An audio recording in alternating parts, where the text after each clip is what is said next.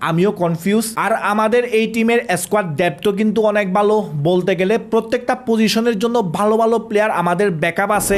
বাংলাদেশের মেয়েদের নতুন চ্যালেঞ্জ, কারণ আজকে থেকেই শুরু হচ্ছে এএফসি আন্ডার-20 উইমেন্স এশিয়ান কাপের কোয়ালিফায়ার্স। আর আজকের ম্যাচে বাংলাদেশের প্রতিপক্ষ স্বাগতিক লাওস। আর এই গ্রুপ এচে বাংলাদেশ যে গ্রুপে পড়ছে ওই গ্রুপের হোস্ট নেশন কিন্তু এই লাওস। আর এই হোস্ট নেশনের এগেনস্টে আজকে আমাদের ম্যাচটা জিতা অনেক বেশি প্রয়োজন, কারণ আমরা যদি এএফসি উইমেন্স এশিয়ান কাপে কোয়ালিফাই করতে চাই আন্ডার-20-তে, তাহলে কিন্তু আমাদের এই দুইটা টিম অর্থাৎ তিমোর লেস্তে এবং লাওসের সাথে জিততে হবে। আর তার থেকেও বড় বিষয় হচ্ছে আজকে যদি ফার্স্ট ম্যাচে আমরা লাওসকে একটা বড় ব্যবধানে হারাই দিতে পারি, তাহলে কিন্তু আমাদের মেয়েদের কনফিডেন্স বাড়বে, যেটা বাকি টুর্নামেন্টে হেল্প করবে বাংলাদেশের মেয়েদেরকে। তো এই কারণে আজকের ম্যাচে স্টার্টিং 11 কি হতে পারে সেটা নিয়ে একটু ডিসকাস করব। আর এই টুর্নামেন্টে বাংলাদেশের যে স্কোয়াড, ওই স্কোয়াড লিস্টটা আমি এখানে দিয়ে দিচ্ছি।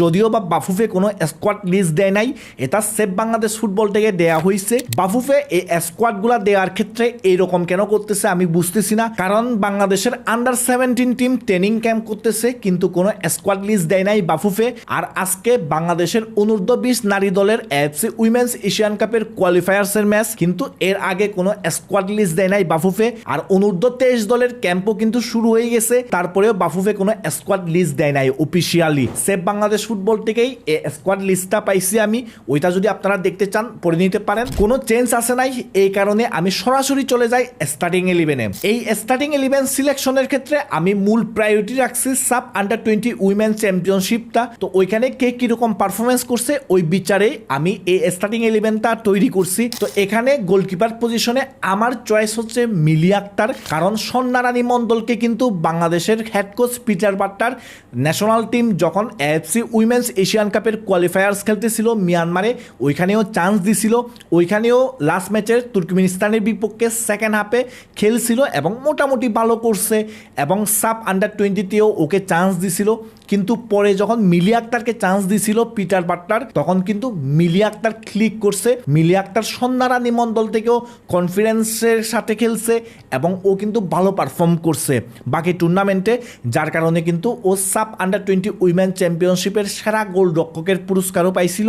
যার কারণে মূলত অন্তত আজকে লাওসের বিপক্ষে আমি মিলি আক্তারকে স্টার্টিং 11-এ দেখতে চাই। আর এরপরে সেন্টার ব্যাক পেয়ার হিসেবে আমি আফিদা খন্দকারের সাথে নবীরন খাতুনকে দেখতে চাই, কারণ এই দুইজনের সেন্টার ব্যাক পেয়ারটা কিন্তু আমাদের সাব আন্ডার-20 উইমেন চ্যাম্পিয়নশিপে ক্লিক করছে এবং দুইজনই কিন্তু ভালো পারফর্ম করছে।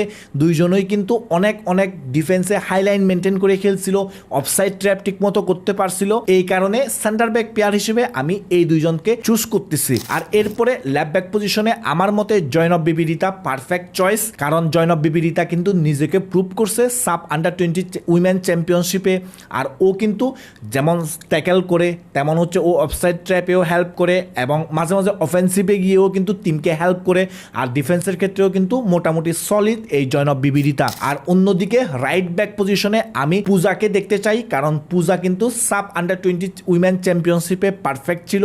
আর এই পূজা কিন্তু অফেন্সের ক্ষেত্রে যথেষ্ট পরিমাণ হেল্প করে বাংলাদেশ টিমকে, এবং ডিফেন্সেও কিন্তু সলিড দেখা গেছে সাপে। তো এই কারণে মূলত আমার ডিফেন্স লাইনটা লেফট ব্যাকে জয়নব বিবিরিতা, সেন্টার ব্যাক প্লেয়ার হিসেবে নবীরন খাতুন এবং আফিদা খন্দকার, এবং রাইট ব্যাক পজিশনে পূজা, আর গোলকিপার পজিশনে থাকবে মিলি আক্তার। এরপরে আমার ফরমেশনটা থাকবে 4-3-3-তে, যার কারণে মিডফিল্ডে 3 ম্যান মিডফিল্ডে খেলাবো আমি। আর এই মিডফিল্ডের কথা সবশেষে বলবো, প্রথমে ডিফেন্সের পরে বলে নিই ফ্রন্ট লাইনের কথা। ফ্রন্ট লাইনে আপনাদের কাছে অনেকের নাম থাকতে পারে, শান্তি মার্দি, শিকা, উমেলা থেকে শুরু করে তৃষ্ণা থেকে শুরু করে অনেকের নাম থাকতে পারে। আমার পার্সোনাল ওপিনিয়নে আমি রাইট উইং পজিশনে শিকাকে দেখতে চাই, কারণ শিকার পারফরমেন্স আমার সাপে অনেক বেশি ভালো লাগছে। আর ও একজন কিন্তু প্রপার উইঙ্গার টাইপের খেলতে পারে, এবং আমার মতে শিকা যদি রাইট উইংয়ে খেলে তাহলে কিন্তু ওপোনেন্ট টিমের ডিফেন্ডারদের জন্য অনেক বেশি থ্রেটিং হবে এই শিকা। আর শিকা সব সময় কিন্তু রাইট উইংয়ে থ্রেট তৈরি করে ওপোনেন্টের জন্য, ওইটা আমাদের নাম্বার 9কে হেল্প করবে বলে আমার কাছে মনে হয়। আর লেফট উইংয়ে উমেলা বা আপনারা শান্তি মার্দি যে কোনো কাউকে দেখতে পারেন। আমার পার্সোনাল ওপিনিয়নে শান্তি মার্দি এগিয়ে থাকবে, যদিও বা উমেলা কিন্তু ন্যাশনাল টিমের ক্যাম্পেও ছিল। আর শ্রীলঙ্কার এগেনস্টে সাপের ফার্স্ট ম্যাচে কিন্তু কিন্তু উমেলাকে স্টার্ট করাইছিল, কিন্তু আমার পার্সোনাল ওপিনিয়নে যেহেতু এএফসি উইমেন্স এশিয়ান কাপের কোয়ালিফায়ার্স, এখানে কিন্তু আমাদের ওপোনেন্ট টিমের ফিজিক্যালিটি অনেক ভালো থাকবে। আর ওই হিসেবে আমি মূলত শান্তি মার্দিকে লেফট উইংয়ে চুজ করব, কারণ শান্তি মার্দির ফিজিক্যালিটি ভালো আর ও কিন্তু পারফরমেন্সের দিক থেকেও কিন্তু উমেলাকে টক্কর দেয়। ওই কারণে শান্তি মার্দি আমার লেফট উইংয়ে চয়েস থাকবে। আর অনেকেই আপনারা উমেলাকে চুজ করতে পারেন, কিন্তু আমার পার্সোনাল ওপিনিয়নে উমেলাকে সাবস্টিটিউট হিসেবে নিয়ে আসাই বেস্ট অপশন হবে, কারণ ও যখন শেষের দিকে নামবে ফ্রেশ লেগ হিসেবে, তখন আমার পার্সোনাল ওপিনিয়নে ও আরেকটু বেশি ক্লিক করতে পারবে, আরেকটু বেশি ইফেক্টিভ হইতে পারবে। তো ওই কারণে লেফট উইং হোক রাইট উইং হোক সাবস্টিটিউট হিসেবে আমি উমেলাকে দেখতে চাই, কিন্তু স্টার্টিং 11-এ লেফট উইংয়ে শান্তি মার্দি এবং রাইট উইংয়ে আমি শিকাকে দেখতে চাই। আর নাম্বার 9 পজিশনে তৃষ্ণা রানী এবং সাগরিকা থাকলেও আমার চয়েস হচ্ছে সাগরিকা, কারণ সাগরিকা ন্যাশনাল টিমেও প্রুভ করছে নিজেকে। ও এত বেশি ম্যাচ টাইম না পাইলেও কিন্তু ন্যাশনাল টিমে ও প্রুভ করছে যখন ওই ম্যাচ টাইম পাই। আর ও কিন্তু এজ লেভেলে বরাবরের মতোই এবারেও ভালো পারফর্ম করছে এবং প্রতি বছর প্রতিটা এজ লেভেলের টুর্নামেন্টে নিজেকে প্রমাণ করে আসতেছে। তো ওই কারণে আমি সাগরিকার উপরই ভরসা রাখতে চাই। তাহলে আমাদের ফ্রন্ট লাইনটা হচ্ছে নাম্বার 9-এ সাগরিকা, লেফট উইংয়ে শান্তি মার্দি এবং রাইট উইংয়ে আমাদের শিকা। আর এরপরে যদি মিডফিল্ডে চলে যাই, ট্রিম অ্যান্ড মিডফিল্ডের মধ্যে দুইটা নাম চোখ বন্ধ করে সবাই বলে দিতে পারবে, মুনকি আক্তার এবং স্বপ্না রানীর কথা। আর এরপরে আরেকটা মিডফিল্ডার কে হবে সেটা নিয়ে আমিও কনফিউজ, আমিও বুঝতেছি না ওই একটা মিডফিল্ড পজিশনে কাকে খেলাবো। বন্যা আছে, অনেকজন আছে আরও।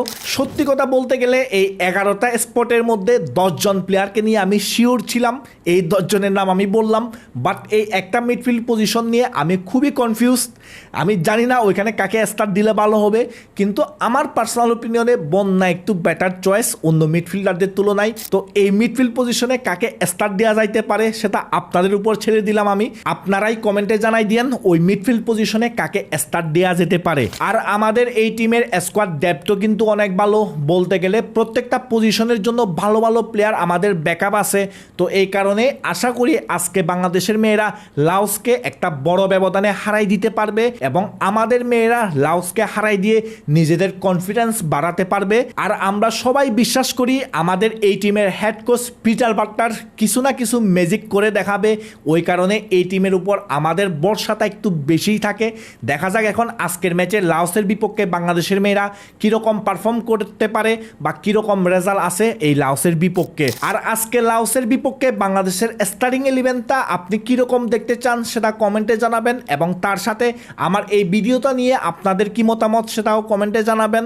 আর আপনাদের সাথে দেখা হবে নেক্সট কোনো ভিডিওতে।